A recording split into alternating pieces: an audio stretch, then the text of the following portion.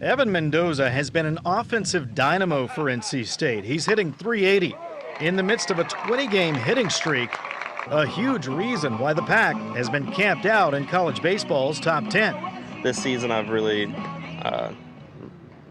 prided myself in just grinding out every day, making sure I'm doing something every day to better my baseball skills. And talk about skills, Mendoza's success is even more impressive when you consider how rarely he saw the field last season.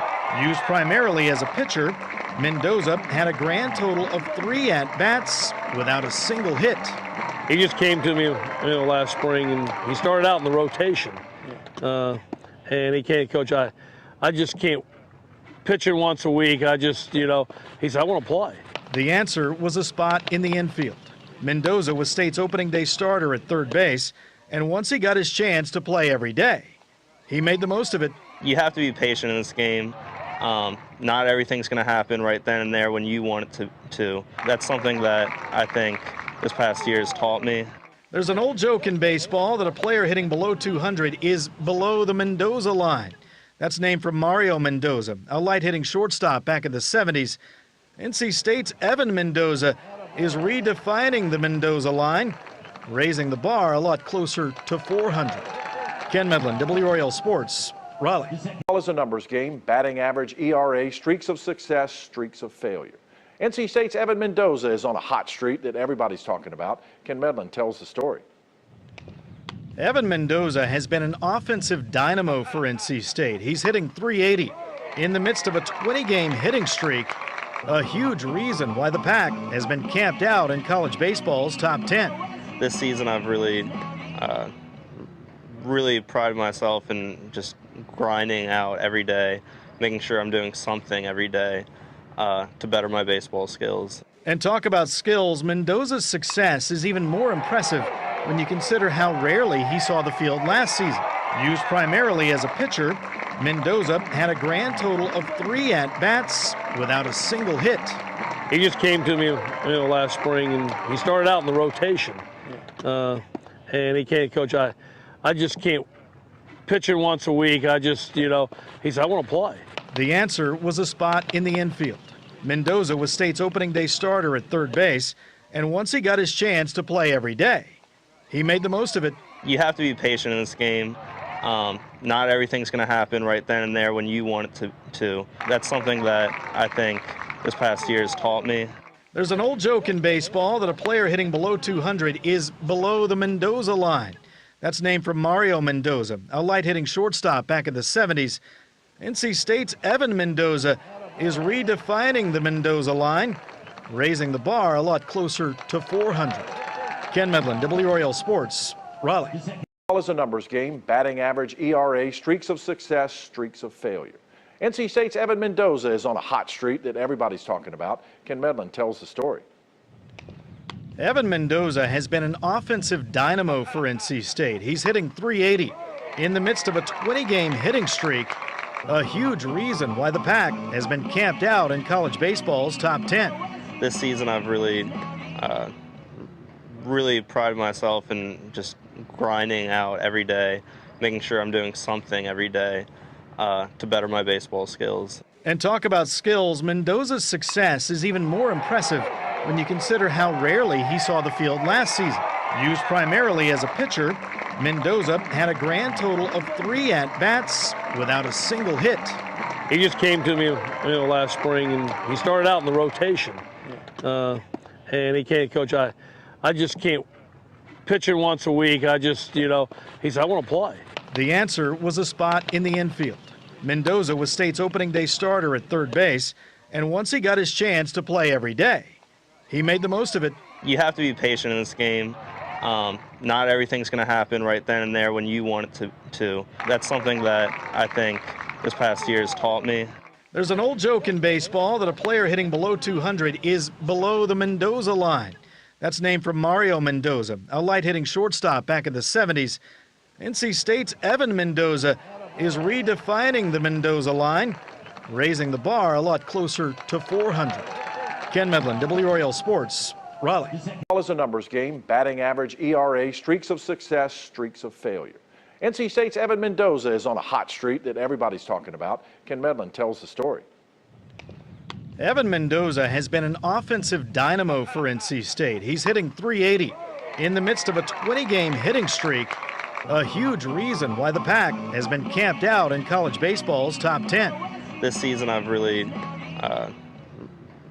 prided myself in just grinding out every day, making sure I'm doing something every day to better my baseball skills. And talk about skills, Mendoza's success is even more impressive when you consider how rarely he saw the field last season. Used primarily as a pitcher, Mendoza had a grand total of 3 at-bats without a single hit. He just came to me, last spring, and he started out in the rotation.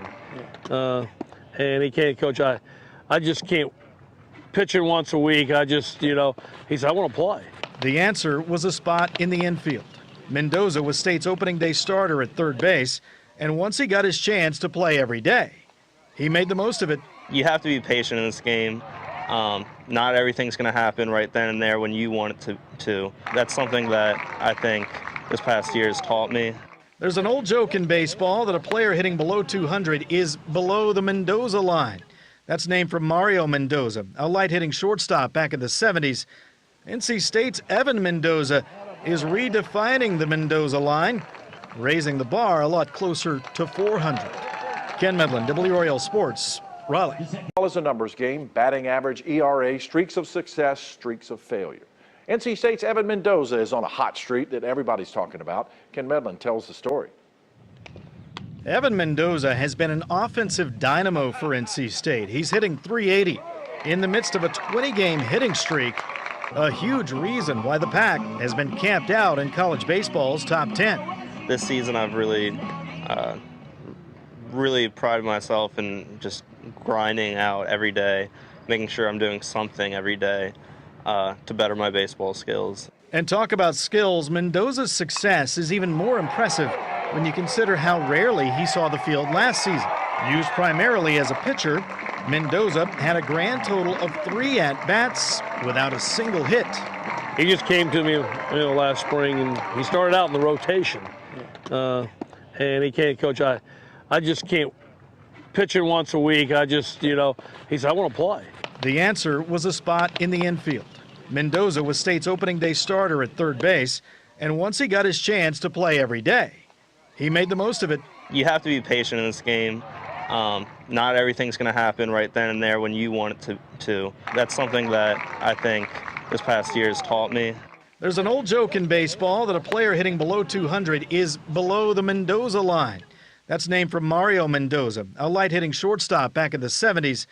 NC State's Evan Mendoza is redefining the Mendoza line, raising the bar a lot closer to 400. Ken Medlin, WRL Sports, Raleigh. Ball is a numbers game, batting average, ERA, streaks of success, streaks of failure. NC State's Evan Mendoza is on a hot streak that everybody's talking about. Ken Medlin tells the story. Evan Mendoza has been an offensive dynamo for NC State. He's hitting .380 in the midst of a 20-game hitting streak, a huge reason why the Pack has been camped out in college baseball's top 10. This season, I've really prided myself in just grinding out every day, making sure I'm doing something every day to better my baseball skills. And talk about skills, Mendoza's success is even more impressive when you consider how rarely he saw the field last season. Used primarily as a pitcher, Mendoza had a grand total of 3 at-bats without a single hit. He just came to me, last spring, and he started out in the rotation. And he can't, Coach, I just can't pitch him once a week. I just, he said, I want to play. The answer was a spot in the infield. Mendoza was State's opening day starter at third base, and once he got his chance to play every day, he made the most of it. You have to be patient in this game. Not everything's going to happen right then and there when you want it to. That's something that I think this past year has taught me. There's an old joke in baseball that a player hitting below 200 is below the Mendoza line. That's named for Mario Mendoza, a light-hitting shortstop back in the 70s. NC State's Evan Mendoza is redefining the Mendoza line, raising the bar a lot closer to 400. Ken Medlin, WRL Sports, Raleigh. Ball is a numbers game, batting average, ERA, streaks of success, streaks of failure. NC State's Evan Mendoza is on a hot streak that everybody's talking about. Ken Medlin tells the story. Evan Mendoza has been an offensive dynamo for NC State. He's hitting .380 in the midst of a 20-game hitting streak, a huge reason why the Pack has been camped out in college baseball's top 10. This season, I've really prided myself in just grinding out every day, making sure I'm doing something every day to better my baseball skills. And talk about skills, Mendoza's success is even more impressive when you consider how rarely he saw the field last season. Used primarily as a pitcher, Mendoza had a grand total of 3 at-bats without a single hit. He just came to me, last spring, and he started out in the rotation. And he can't, Coach, I just can't. He said, I want to play. The answer was a spot in the infield. Mendoza was State's opening day starter at third base, and once he got his chance to play every day, he made the most of it. You have to be patient in this game. Not everything's going to happen right then and there when you want it to. That's something that I think this past year has taught me. There's an old joke in baseball that a player hitting... Welcome in to another episode of the Mendoza Line. Welcome in, guys. I'm your host, Evan Mendoza. I played 7 years of pro baseball between the St. Louis Cardinals and the San Diego Padres, and as you guys know, my very favorite thing to do is move this guy over to the next day, staying consistent, and we're going to be on day or episode 36. Again, guys, we're going to be streaming every single day now, weekdays at 7 o'clock Eastern time. It's going to be the new time. Instead of coffee and baseball at 11 a.m., now we're going to be doing 7 p.m., hopefully for the parents and players to be watching these and to get some value of them, of this. If this is your first time joining in to the Mendoza Line, go ahead and drop a baseball emoji down below in the chat just to let me know that this is your first time. We are live on Instagram, Facebook, and YouTube. So again, guys, if you have any of those baseball related questions, if you want a little bit more guidance on your current setup of what you got on maybe the physical development, mindset, or recruiting, go ahead and ask your question. We had a couple of questions as we were in the waiting room, so let's get started. So I'm going to remember to create a new layer, and let's get into today's episode. So my son's a 2026 shortstop, so senior. Shortstop, as far as position, running a 60 in 6.95, and exit velocity about 90, and then 84 across the diamond. So arm 84 is that D1 caliber. So in my opinion, the only area that he really could be working on is that arm velocity. The one area that I think he can also get away with is the arm velocity. For example, I think you can honestly play Division I level baseball, pro baseball, big league baseball by throwing the ball 84 miles an hour. I truly believe that, because if you have good footwork, if you charge the ball, if you know angles the right way, Waldron, Eric, welcome into the first time viewer. And guys, if you have the right angles, especially if you're a shortstop, this is where you can get away with not throwing max effort every single time that you're playing. So just keep that in mind, because of course when we're talking about like a shortstop, a middle infielder, yes, it's always going to be beneficial to have that arm strength, especially think about like turning double plays and things like that. Now that is the weakest link in my opinion with where your current setup is. Like as far as having a 6.95 60, that will be able to play, because in my opinion, like the 60-yard dash is so it's so good of a stat where it gives us a general understanding of linear foot speed. But of course, we have no idea on that lateral foot speed, and especially you being a shortstop, that lateral foot speed is going to matter a lot more than linear. But the area, again, where we want to be able to put ourselves, again, back to the question, is this D1 caliber? We want to be able to get that exit velocity closer, I would probably say closer to 100 miles an hour off of the tee with wood.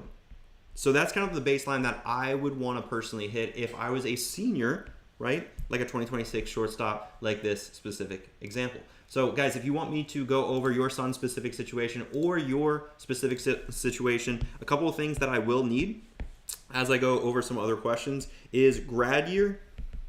We need positions. We need exit velocity.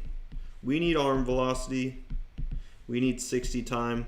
And if you are a catcher, give me your pop time as well. So go ahead and drop those down below in the chat if you guys want me to break down your current setup, where your metrics are, and how they kind of play out in other areas. So let's get into another one. We got a 2027 catcher. Let's actually create this on a new layer. Cool. 2027 catcher with a, okay, we're going to go pop time down here. 202. All right, 88 exit velocity, 78 arm velo. Is that on track? So we don't know his 60 time. In my opinion, yo, Stork Dylan, how we doing? Hope everyone on your end is going well. Thanks for joining back in. So as a catcher, 60-yard dash is probably the least important, right? Because if you're a good quality defensive first catcher, that's where, you know, these college coaches aren't going to matter, it's not going to matter what your 60-yard dash is. So for you not knowing that, it's not a big deal. Don't worry about that too much. You're so great at this. Thank you, Dylan. I appreciate that. As far as exit velocity, okay, so 2027, this is a junior in high school, so it's always important to know like how graduation years and what grade you are in and how that changes things up. Being a catcher, yes, your exit velocity is not the most important thing. Your arm velocity really isn't even the most important thing. How good of a defensive catcher you are is the most important thing that you bring to the table as a catcher, right? In generals. So just keep that in mind whenever we're going about, understanding our metrics. We understand our player, what I like to call a player profile, right?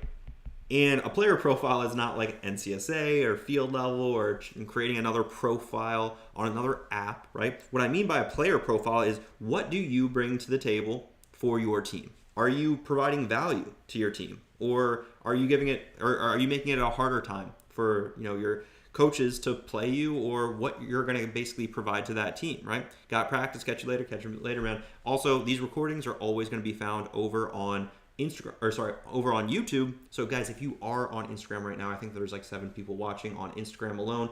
Head over to my YouTube channel, subscribe to me. That way you're able to watch these recordings after the fact. And because I forgot to, actually, I need to change the title of this episode to episode number 36 over on YouTube. So that way you guys know. And by the way, guys, if you are on YouTube, there's a handful of you guys over on YouTube.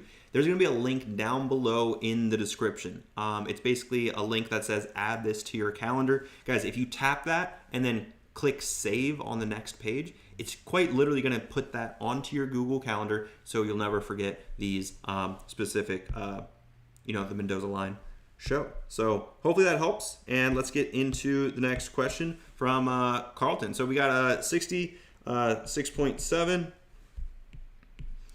We got a 2027. What is a PS? I'm guessing that means position. Wait, no, PS. What does that mean? 2026, but will be a 2027. Okay, so 2027. Middle infield, outfield. I still have no idea what PS means. PS position. Exit velocity 101. That's always good. Arm velocity 88, 90. So I'm curious with okay, so he is a 2026, so he's basically a senior, and we're going through the whole senior year once again, right? So basically he is a 2026. So this is a good conversation about basically reclassing. If we turn into that 2027, it's like, okay, well now we have to just go through that senior season once again. So wait, so is that what you mean by PS, post grad? I'm kind of confused on that. So if he's already graduated high school, is he already out of high school? I'm confused on that. So if he's a 2026, he hasn't graduated yet. So yeah, I'm kind of confused on the question in itself. But okay, we're going to go with he's a 2027 because he's a junior technically, and that's going to be the situation for the middle infielder outfield. Exit velocity 101, that definitely checks. As far as arm velo being 88, 90, I'm curious if that's from the infield or the outfield. But again, that is where we want to be. A 6'7", 60, that's also good as well. So I'm kind of curious what you're looking for some help with. I mean, every number for the most part matches up with where you want to be, and ultimately, if you have those numbers, you shouldn't have any hard or difficult times with getting attention from college coaches. So that's where like I'm always curious, and this is why I love doing these lives, because I don't want to give you guys vanilla answers. But like if you have these numbers, now the conversation doesn't necessarily come up to what these things are, but now the conversation goes to recruiting, like what the recruiting process is like. Are you communicating with college coaches effectively? Are we tracking the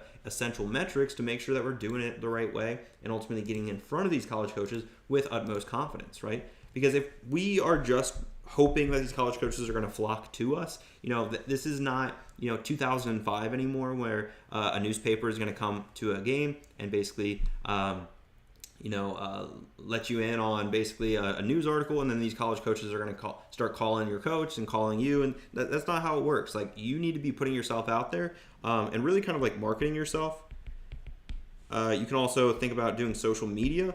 You can also do email. So like, I'm curious now on this conversation where your son's currently at, and of course if there's any traction, because I would assume if your son has those metrics, again we're talking about these metrics, if your son has these metrics, 101, 90, 6.7, like the only reason to reclass is what you kind of mentioned, because he was a 2026, now he's a 2027, is because, and this is, I don't know your guys' exact specific situation, but probably because the recruiting side is probably lacking in some regard. So, and this is where like it's unfortunate, but I do have a lot of families that I speak to that come to me in their senior year, and ultimately they're having that conversation with myself because the recruiting has slowed down, or it's been completely stagnant.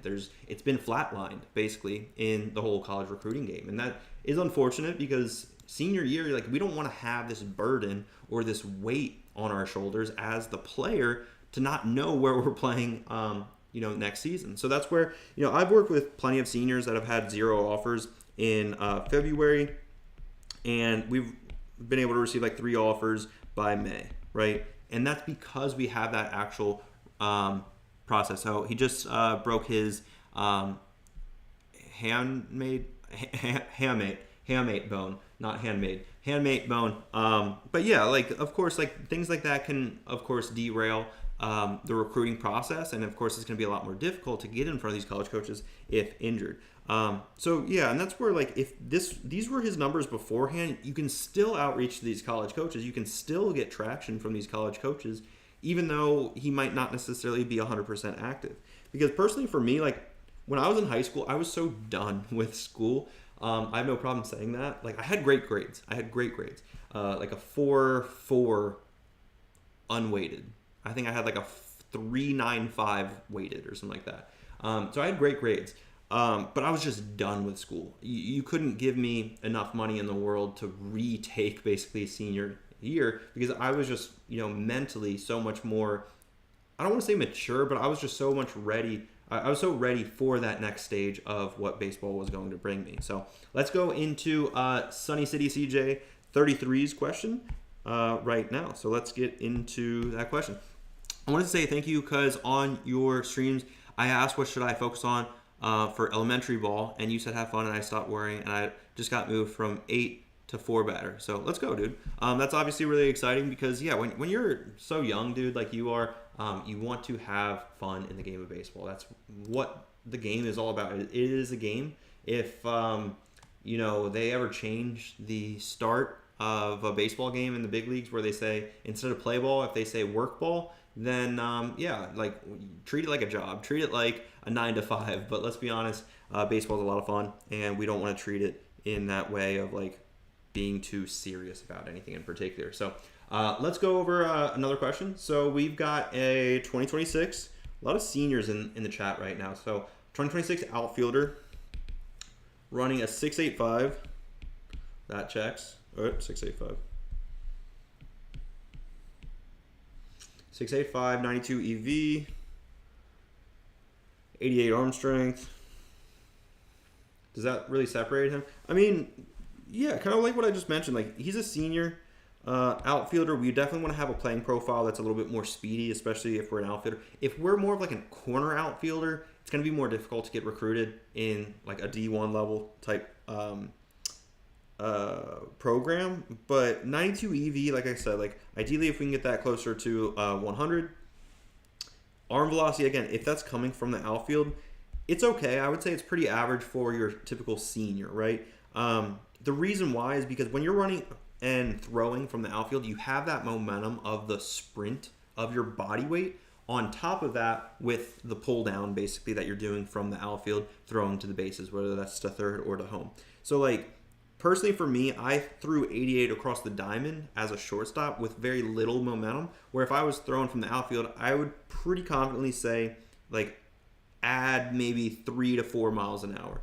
So if we're throwing 88 from the outfield with the curl hop, that means typically speaking, let's just say he was a pitcher and he was off the mound, he'd probably be sitting around like 83 if I had to guess, right? Because the 88's coming with that curl hop, so to speak. 6.85, 60, that's pretty solid for an outfield. That means you're covering ground, and that's where you would probably want to be, considering that as well. So just keep that in mind with where your numbers are currently at. By the way, guys, if this is your first time watching the Mendoza Line, this is a live stream that I do every single weekday at 7 o'clock Eastern time. So guys, if you have those baseball related questions, feel free to ask. If this is your first time joining in, drop a baseball emoji down below in the chat. And what I'm going to go ahead and do actually is I've created these little like intermissions. This one's a quick little like 60-second highlight video of basically what my program's all about, so you guys know what that next step is if you've got a quick 30 seconds. So I'll be back right after this. Real quick, if you have a son in 10th, 11th, or 12th grade who wants to play college baseball, listen up. At the Mendoza Baseball Academy, I built the triple play with the physical development, mental toughness, and a recruiting system that gets players noticed. And it's 100% remote, so no missed school, no wasted travel, just real results from home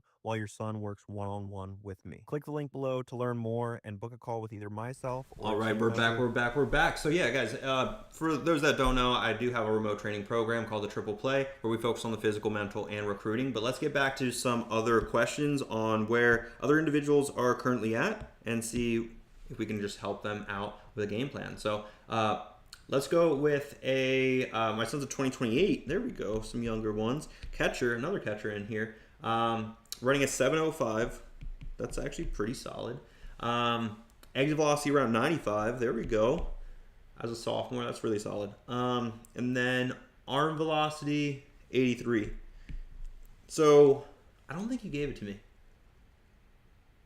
No, so as a catcher, we need to know our pop time. Like that's one of the more essential metrics that you do need to know if you're trying to get seen by these college coaches. So for example, like since you have an 83 arm velocity, exit velocity is 95, like these are all really solid metrics, especially being a catcher. I would expect that pop time to be like a 190. Which ideally, if we can get somewhere in that like 1.8 to 1.9 range, that's pretty solid. If you can get that arm velocity up to like an 85 to 88, that's where you can get that pop time now down to like a 1.7, 1.8, which is elite. By the way, I had some catching experience at NC State. Because quite literally they told me, hey, I don't think your sophomore year you're going to have that much opportunity to play, considering there was a senior in front of me. And quite literally, like I put on the gear. They said, hey, you might be able to be our starting catcher your junior year. So I took it as an opportunity. I learned the game extremely quickly. I learned, receiving pretty good. Probably the biggest thing for me was blocking, as it probably would be for a lot of players. But no, I definitely took that as an opportunity to learn a different position, even when I was, of course, not playing, right? Turns out that sophomore season, that's when I hit 362 and really went all out. And that's where that one intro video came from, if you guys were coming from that. But yeah, it's just important to understand that, like, obviously you have to take those opportunities because it was my opportunity to potentially play. But anyway, what I was getting at is my pop time, I think, I got it down when I was in college down to like a 1.85, and that's just pure athleticism. I didn't have much of an understanding on really anything, and I loved doing those throwdowns. It was just a lot of fun. And then I do remember in pro ball when I was with the St. Louis Cardinals, I had fun one day, and I wanted to do some pop times, and I think I got it down to like a 1.75, believe it or not, which is very, very quick. My arm felt a lot better than it was in college, but either way, that's again just like a coach throwing to me. And yeah, it was just cool that I was able to get a pretty quick pop time compared to most players. So yeah, guys, if you have any baseball related questions, guys, I cannot stress this enough. I want to ensure that you guys have the questions that you have answered in a non-vanilla way. And what do I mean by that? Guys, I don't want to give you guys a 3-second answer to your very complex question about the whole college recruiting process, reclassing, physical development, mindset, recruiting, whatever the case may be for you or your player that is currently in high school. The reason I don't like this, and this is kind of like my stance on it, guys, I played 7 years of pro ball, and what I kind of refuse to do on this app here on social media is try to condense this into like a 3-second video, giving you guys this band-aid fix to your guys' problems. You guys don't need a band-aid fix. You need a shift in that perspective, in that mindset, inside the structure that you currently have as far as that game plan moving forward. And if you don't have that shift, or if you don't invest in making that shift, you're probably going to keep doing the same thing over and over again. And there's really 2 different types of players, right? There's the type of player that will make that shift and change. And then there's the other player that doesn't and basically will plateau. I think that's how you spell plateau. And basically stay stagnant. That's where you have those opportunities to either make the change or not make the change, right? So for those individuals that make that shift in their development, in their mindset, of course, having that game plan moving forward in the recruiting game, as these are all the things that a lot of people neglect. And unfortunately, it's just the way of how college baseball recruiting works nowadays. You need to make sure that you have that mindset of, if I keep on doing the same thing, I'm probably going to get the same results. And what I like to always refer to as basically the skill and the time graph, right? So basically, and this was something that my dad told me when I was around middle school, and it always really just stuck with me, right? So if I'm a typical high school baseball player, I'm going to be this red line. Over time, because I'm going to high school practices and I'm hitting in the cage every once in a while and I'm doing some extra work, like I'm going to get better, right? I'm going to get better over time. And like, let's just call it, this is the, JUCO level. Like this is maybe a D3 level. This might be like a D2 level. And this might be like, let's just call it a D1 level, right? So I would say, if you truly in your heart want to play college baseball, even at just like the JUCO level, it is very possible. But of course, the ones that go above and beyond will play beyond JUCO or higher up in JUCO. But this is my point that my dad basically mentioned. If you do what everyone else is doing, like that's the team line in red right there. So if you do what everyone else is doing, you're probably going to get just as good as everyone else. Maybe a little bit better if you put in that extra little bit of work, but ultimately that separator is not going to be that much because you didn't put in that extra work. You didn't make additional sacrifices. You didn't shift your mindset. You didn't shift your gym workouts, right? And it took you 4 years to figure out that basically you're not any better than the average player on your varsity baseball team. You might find yourself like settling for a JUCO team. You're not going to ever tell yourself that, but ultimately when these conversations come up with recruiting, instead of having those big dreams and goals to play D1, usually you'll settle to, oh, well, the portal's really difficult, or this is, and guys, the excuses will be there if you look for them, I promise you. And especially if you don't take action, like the excuses will be there. So you're going to tell yourself, I'm just, we're looking for JUCO for my son, and that's totally cool. I don't want you to be in that mindset, especially if you're a sophomore, if you're a freshman, if you're a junior, or a parent of those three, right?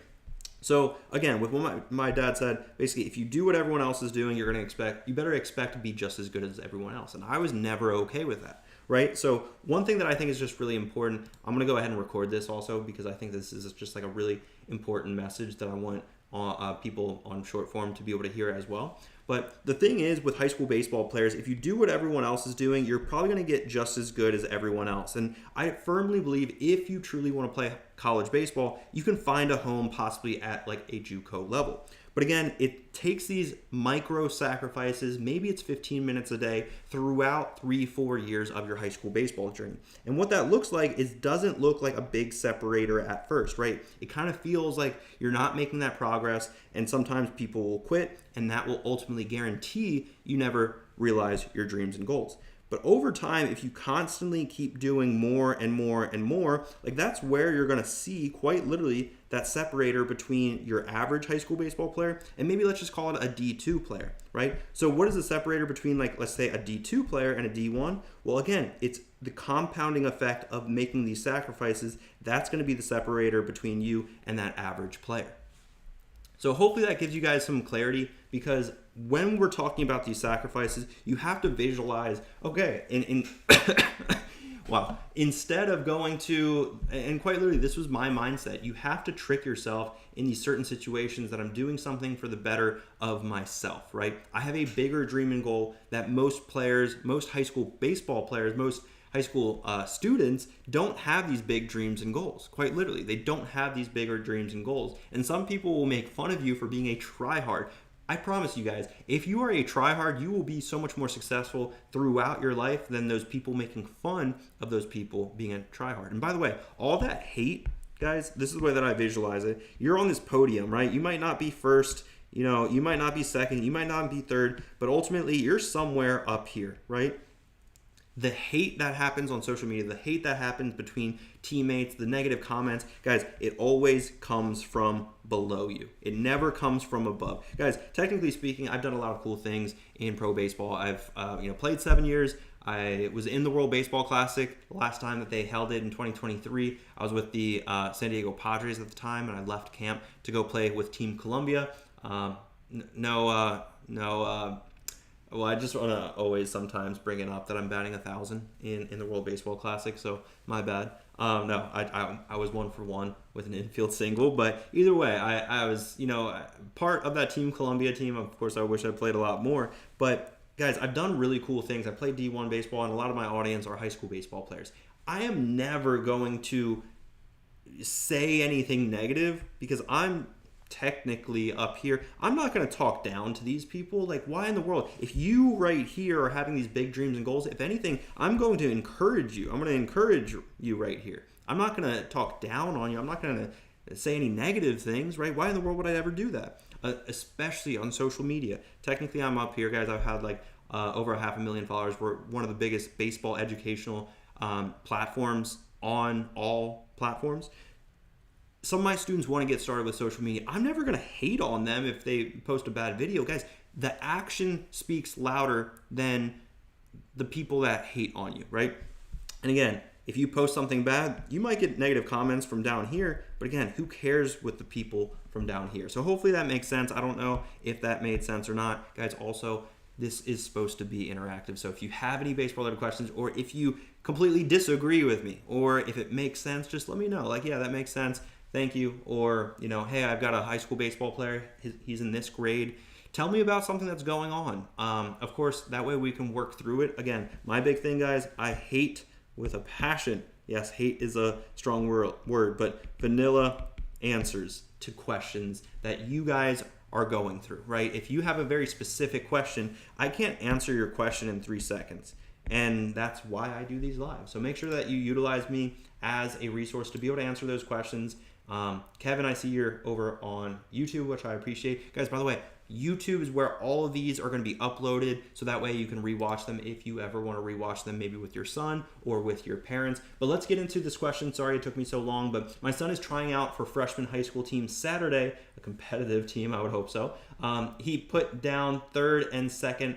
Any last minute training tips when he can focus on this week? So the biggest one is just making sure that he has fun, right? He is a freshman, right?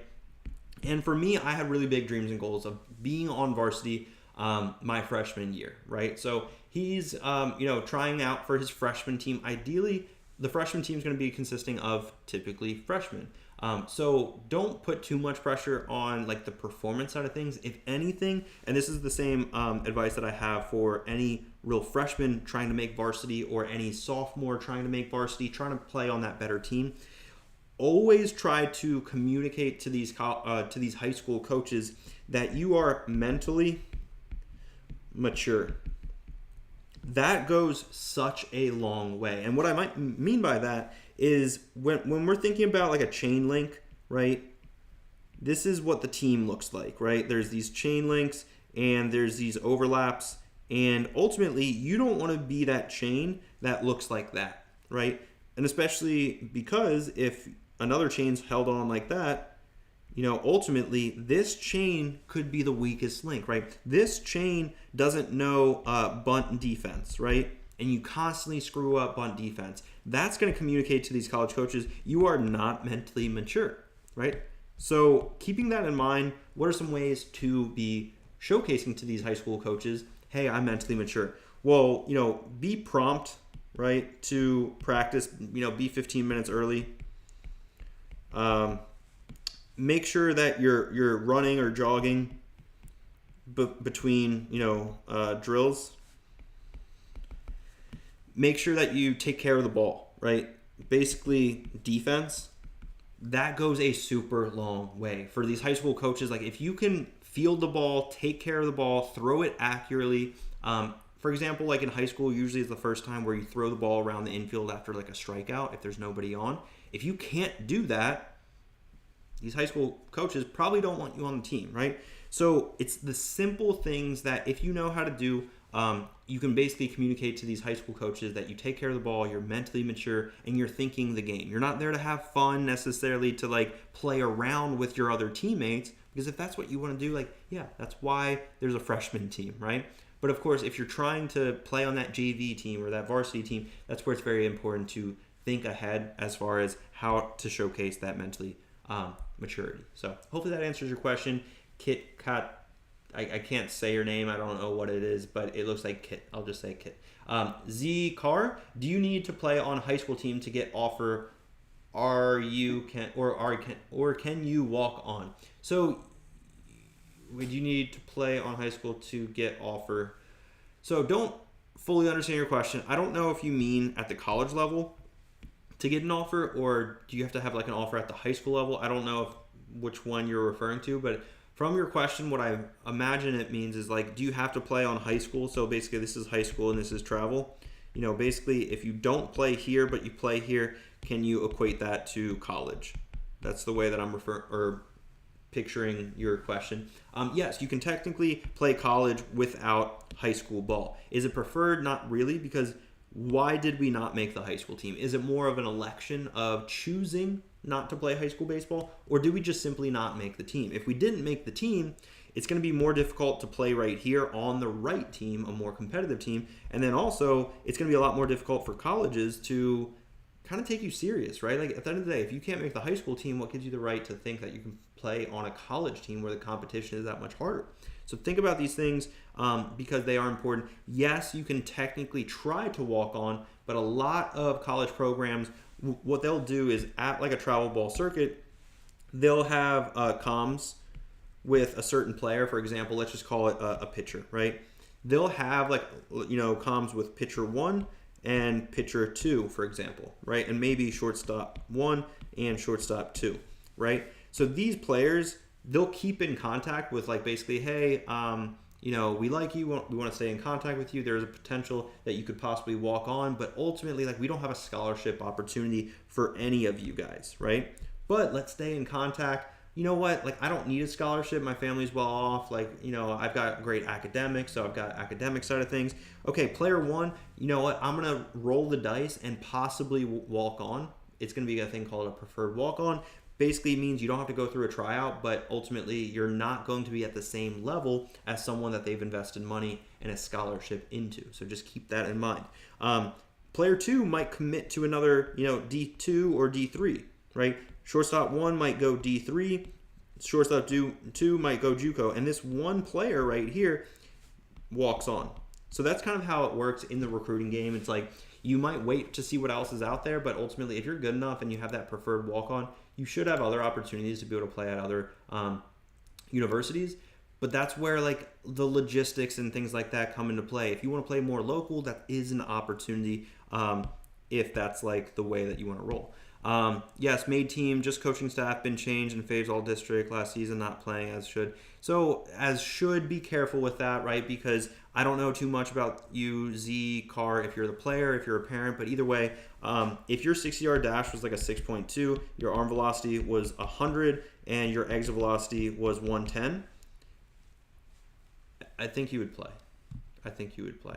And with that being said, guys, I'm going to go ahead and roll it over to a video that kind of explains a little bit more about myself, what my program's all about. And of course, if you guys are interested in taking those next steps, you can always do that in the link in my bio.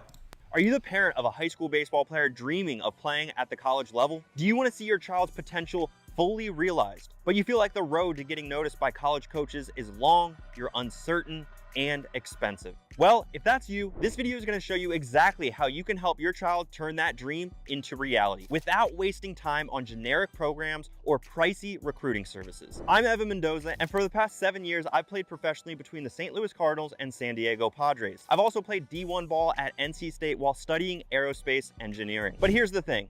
I didn't get there by chance. And the players that I've helped along the way didn't get there by luck either. We followed a proven system. Take Ian, for example, who boosted his exit velocity and sprint speed after just a few weeks and just recently committed to play college baseball. Or like Hugo Sagasaki, who's training all the way from Japan, has been consistently improving his performance and has colleges from the US reaching out to him. I'm sharing these stories because this isn't just about making small improvements. It's about making real, measurable progress that leads to life-changing opportunities for your child. And I want you to experience the same results. Here's the harsh truth. Most high school baseball players never get noticed by college scouts. And the reason is because they get stuck in a cycle of generic training programs that don't address their specific needs or showcase their unique talents. They spend hours at the gym or on the field hoping for a breakthrough, but the results just don't come. And worse yet, they miss critical opportunities because they don't have a roadmap to get where they want to go. It's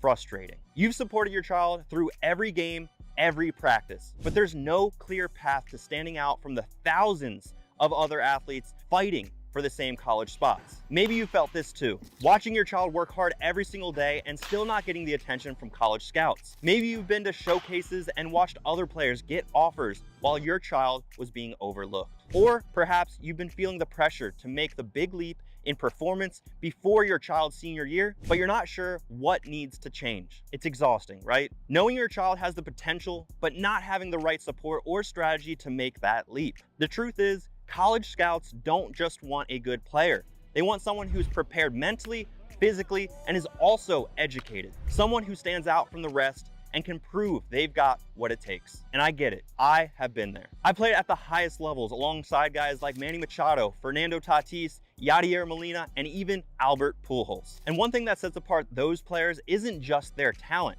It's how they prepare and position themselves for success. And that's exactly what I'm here to help your child with. I've developed the Triple Play system, a 6-month program designed specifically for your high school baseball player who wants to become a college prospect. This isn't just another training program. It's a complete roadmap tailored for your child's needs and goals. It's like having a personal coach, a mentor, a college advisor, and even a scout, all rolled up into one, guiding your child every step of the way. The Triple Play system breaks down into 3 core components. Their physical development. We focus on what your child needs to improve, whether it's increasing his exit velocity, refining his fielding skills, or improving his speed. Every weakness becomes a strength. His mental development. This game isn't just physical. It's mental too. We help him build the mindset and resilience needed to perform under pressure, especially when college scouts are watching. And lastly, the recruiting strategy.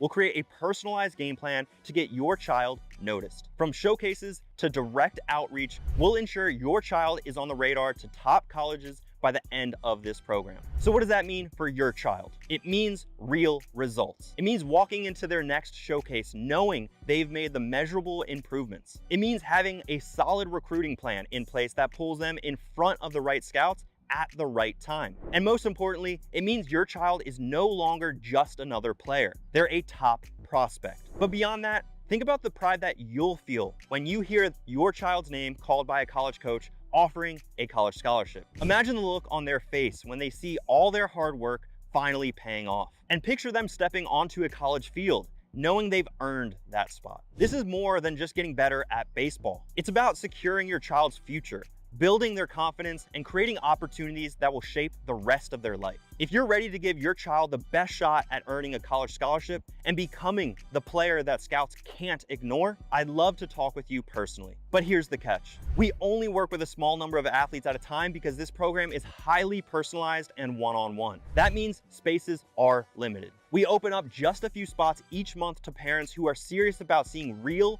measurable progress in their child's game. If you want to finally see your child stand out at showcases and attract the attention of college recruiters, then now is the time to act. Here's what I need you to do. Scroll down to the calendar below and book a call with me today. On this call, we'll go over your child's current challenges, their specific goals, and determine if they're even a good fit for the triple play system. And remember, we've helped over 50 athletes like your child improve their game and secure interest from college coaches. So if you want to be the next parent to see your child's hard work finally pay off, don't wait. These spots fill up fast, and once they're gone, I won't be opening up new ones until the next group finishes. If you're serious about giving your child the edge that they need to compete at the next level, scroll down and book a call with me now. This is your opportunity to change the course of your child's future. I'm looking forward to helping them become the player that college coaches are excited to recruit. But remember, this program is not for everyone. It's only for athletes who are ready to commit to making real progress and achieving real results. So if that's you and your child, book the call now. And I look forward to speaking with you soon.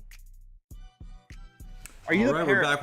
we're back. Guys, that was a little bit about my program called the Triple Play. It's a remote training program. We're working with high school baseball players, helping them play in college and level up their game, developing like a pro while doing it. Of course, getting in touch with these college coaches is a huge part of that. But really, the more important aspect of what we do inside the program, guys, is boiled down into player development. I know a lot of people don't even know what player development even means, so I'm here to kind of explain that with you guys.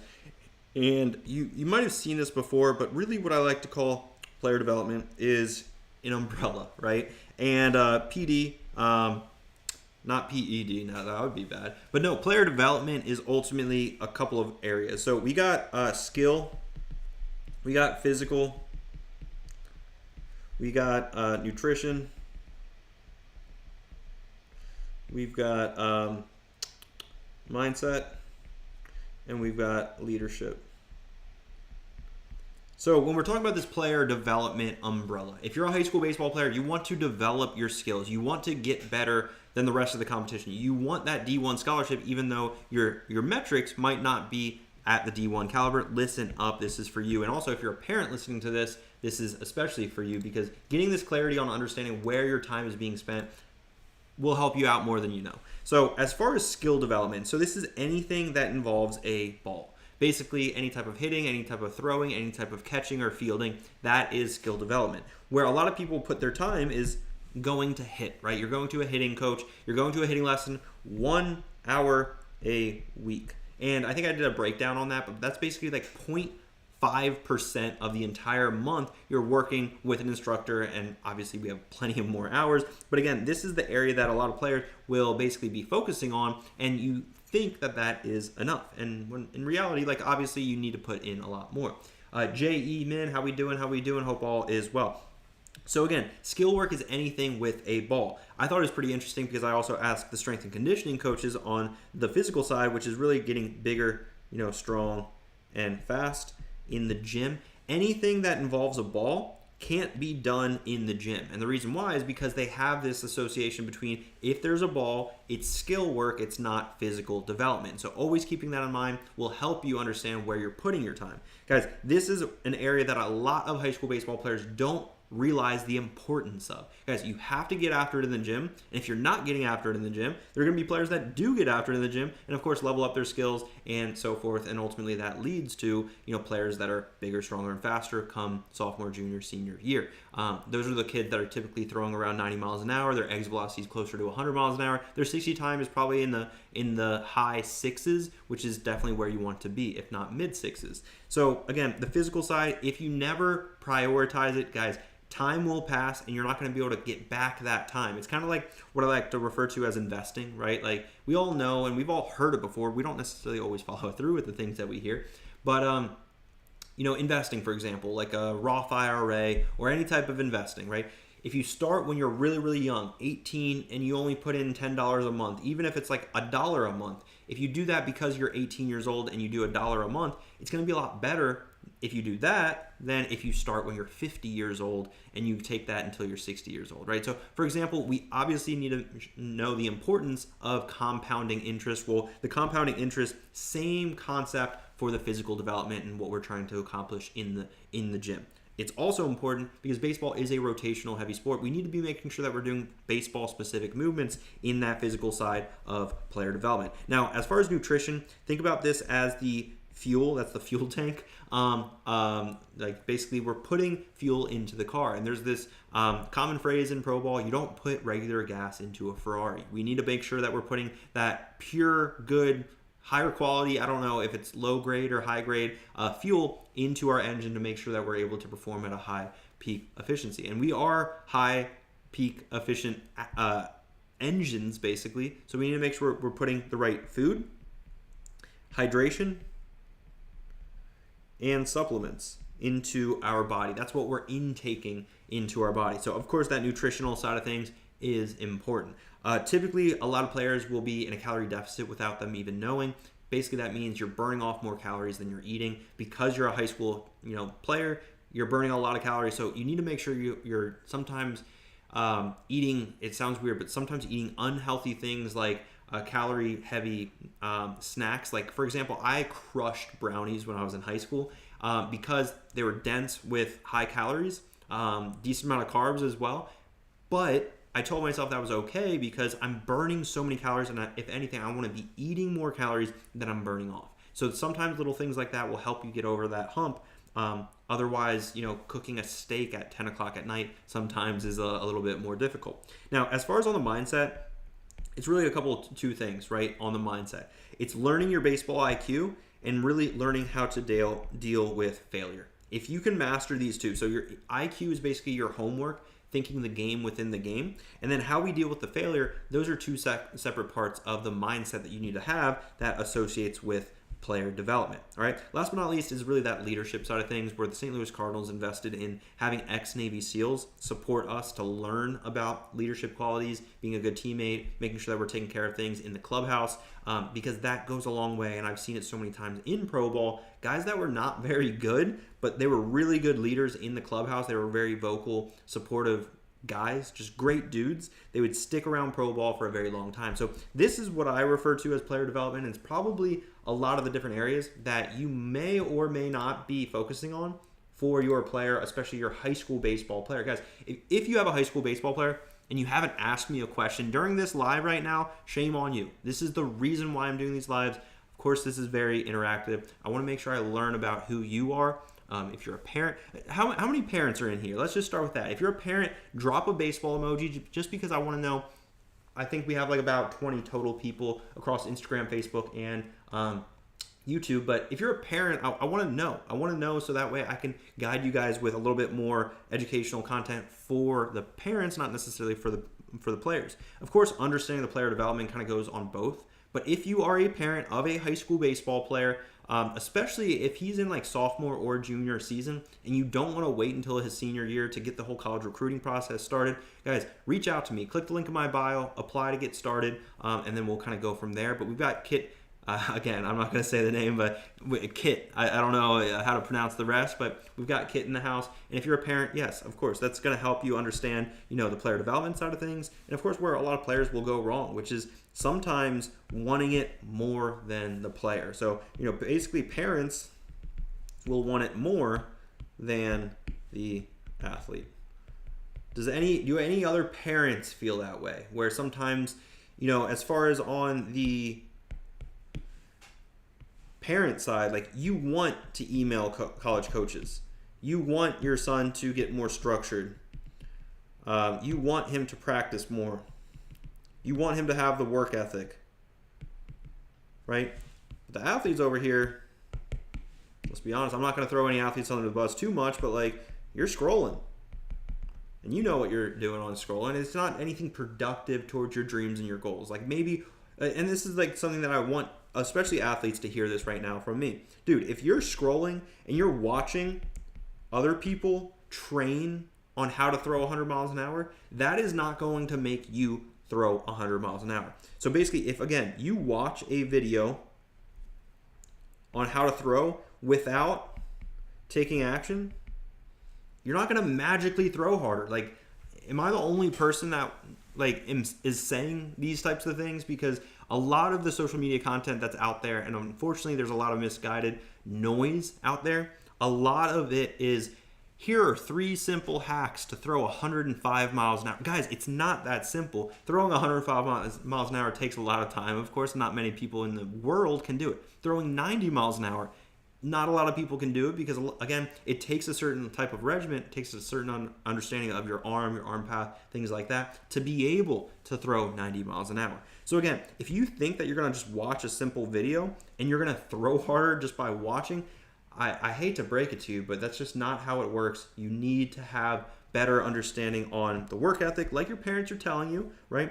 Having that structure. Guys, this is what I want to share with you guys real quick. So this is, your typical gym. All right, so I go to a Lifetime Fitness here in Raleigh, North Carolina, and I'm gonna be honest with you guys.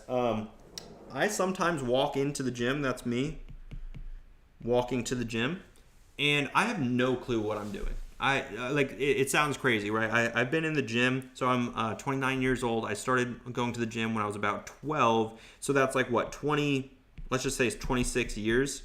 I've been going to the gym, and sometimes I walk into the gym and I'm just like, I don't know what to do. I don't know where to start. I don't know what I should do as a warm-up. Of course, I'm past my playing days, but no, like, this is a very real conversation that I have with myself. I'm just like, what in the world do I do? Now, there have been a couple of times where I've worked with either like a personal trainer recently, or I just have like a set routine that I have written out for myself. And this is where, like, don't get me wrong, you can have a Notes app workout program like in your Notes app. And this is, your A block, your B block, your C block, your D block, and you're getting some movements in. That's great, right? If you're the one writing it and you think that you can write a program to the level of like a strength and conditioning coach that has a degree in kinesiology, think again, right? Those are the simple mistakes that I did throughout my high school journey, that I thought that I was smarter than these strength coaches, strength and conditioning coaches, and I did what bodybuilders were doing. I was doing what football players were doing. And unfortunately, those are the mistakes that I had to learn the hard way, because I was doing two-a-days. I was doing two-a-days. No problem with that. Like, the work ethic, the structure of that, like, was fine, because I was just doing the Notes app workout. I was like, you know what? I'll just do it times 2. And of course, not even understanding that's terrible for your body, terrible for rest and recovery, terrible for isolating certain muscle groups multiple times throughout the day. But I didn't know any better because I was a high school teenager, right? So again, what I was talking about, like going to the gym, when I walked into that gym, sometimes I'm just like quite literally lost, right? I have that huge question mark around like what's going on. So the fix, guys, it's not super hard. It's having someone else writing out those programs for you, and having that clarity will turn into, especially on the field in between the lines, right? That's going to turn into confidence. I've seen it so many times because I've worked with hundreds of high school baseball players, guys. If you actually have a plan, you trust in the plan's been built out not only for you, but for other hundreds of athletes. You buy into that plan. You buy into that plan with conviction, with authority. It's not second guessing it. It's you're going down that path that others have been on because you feel like this sense of belongingness. And once you get this sense of belongingness and that clarity, especially in the gym, especially on the skill development, especially on the recruiting side, guys, that's where you're going to find that confidence come out in between the lines. So hopefully that answers that question, or that mindset that so many high school baseball players unfortunately are going through. And I see that there's a decent amount of people on YouTube, guys. So this is called the Mendoza Line. It's my live stream I do every single weekday at 7 o'clock Eastern time. So guys, if you are a high school baseball player or parent, if you're joining into the Mendoza Line for the very first time, put a baseball emoji down below in the chat just so I know to welcome you in. But we've been doing this for 36 days straight. I did just recently change up the time. It used to be coffee and baseball at 11 a.m. We're deciding to do it in the afternoon or in the evening, East Coast time.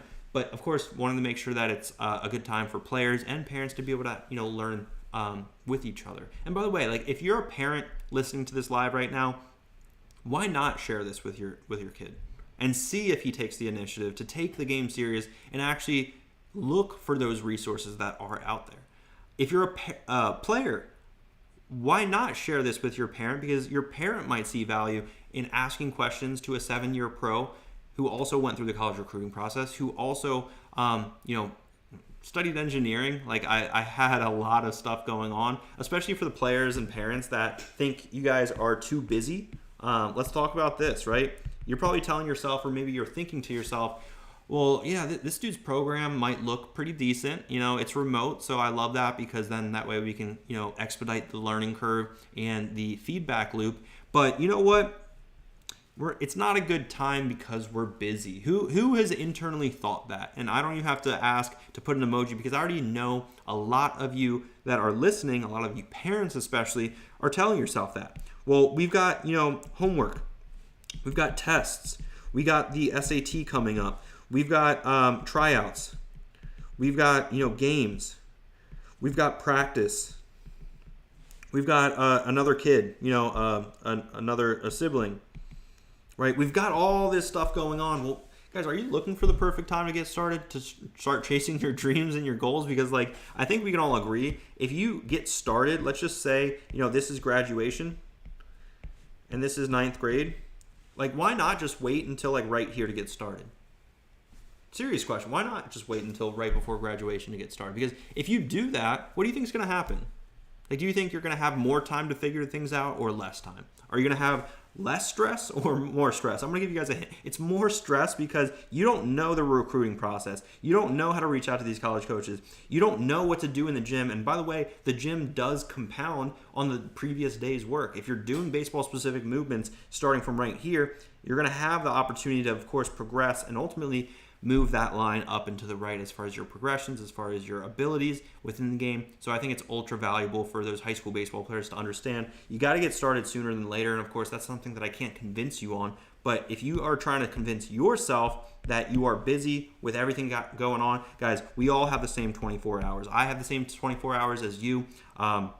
All my students have the same 24 hours, and all my students have played college baseball have the same 24 hours as well. It's how we distribute these 24 hours throughout the day that ultimately makes us into a college prospect. It doesn't, it's not like my when I was in college, I wasn't incredibly busy. The thing that I've told so many families that I meet with on eligibility reviews with, by the way, I got to go in about 4 minutes, hard cutoff, got a call that I got to get to, a family I'm going to be speaking with. But guys, when I had D1 baseball that I had to play in the ACC, pretty high level of competition. It took a lot of my brain energy. When I was doing aerospace engineering, that took a lot of my brain space. I also had homework. I also had tests. I also had exams, projects. I wanted to have a little bit of a social life, but I really didn't go out too much in college. But this was consuming my life. And ultimately, the sacrifice that I really had to lay with, and this is the last thing that I'm going to leave you with, is sometimes I'm just going to sleep a little bit less than everyone else. Because if I can sleep 1 hour less, that's going to give me more opportunity to practice more for what I ultimately was going to college for. Believe it or not, yes, I was going to college for baseball. I wasn't going for college for necessarily the education. I had that big dream and goal to go beyond college baseball at the D1 level and to get drafted, and ultimately that came true in 2017 when I got drafted by the St. Louis Cardinals. But anyway, guys, I want to leave you guys with this. Don't tell me that you're busy, because we all have the same 24 hours. Instead, tell me that you don't prioritize getting these resources now and ultimately moving the needle for either you or your son's journey. So I'm going to go ahead and hit up the outro. Guys, welcome to join me tomorrow, 7 o'clock Eastern. Again, every single weekday we'll be joining in here. Subscribe to me on YouTube. Follow me if you haven't already on Instagram, and I'll see you on the next one. Questions to you. I could see how he became more confident after talking to you every time. You are always there when he needs. I think it's really important to know or be told from someone professional like you. Which was a completely new experience for us. I think we were skeptical. We dove into some of the content. We realized how good it was and the quality of it. The way that you kind of worked with him and you set expectations for him, and hey, these are the things I'm expecting from you, and that was a big part of why we enjoyed the program as well. The program has made like a little eagerness to and not just like wait for the team practice and do things on my own. As his dad, I can tell him till I'm blue in the face that this needs to be done. And sometimes it doesn't resonate coming from the dad. Sometimes from a pro ball player. Through your program, I just realized I could learn over the course like of 4 or 5 months, like you said. With you being able to supply me with this type of structure, I'm able to just learn for myself and learn how to improve by myself, which makes me feel a lot better as well as a lot more accomplished in the end. I definitely recommend joining it. It's awesome having you support you, and overall you get velocity, you get your mechanics, you get your hitting, and you know the hands-on approach from you. Infield velo was 68 or something like that. It was not good. My 60-yard dash was 7.7, which is not good. You know? And I was not very mobile. I wasn't very strong. I mean, I'm a big kid, but a lot of it was just like from my size. You know, my infield velo now is 80, and my 60-yard dash is 7.0. It's insane. What was the root cause for all that? I mean, it was just staying consistent with the program. I think just I had to really stay on, like focus on the path that I was trying to get. You know what I'm saying? I was trying to become elite. I was trying to get better. I know the stats at the time. I was like, oh yeah, that's not that bad. But going back and looking, that's not where I should be to play at the next level. Staying consistent with the program really helped me through that time. I feel like now I'm really like dialed into what I'm doing. So when I do it, it's just like this before, like you talked about earlier, like it's just coming in natural. It felt good. I mean, it gave me my confidence shot up. I think you should join in. You do a really good job of replying back to messages, and you're really fast to help out other people with like coaching and their swings. You're a pretty good coach. Hitting improved, lifting improved, velocity went up, speed went up, everything in general went up. Before joining, I tracked my 60 time, and I was running a 8.22, and then after a while, I did a showcase, and then I ran a 7.08. What do you think the leading cause for that? That's crazy jump. Probably mobility and probably the exercises that you have in your academy that allow for growth in those little tiny muscles that people forget about. I could tell I was hitting the ball a little bit harder, and then it got better and better and better, and then my speed picked up with the sprinting training and all that, and I was just getting a lot better. But before that, it was not super good. I've definitely picked up on my hitting velo. Before I joined the program, my velo was 72,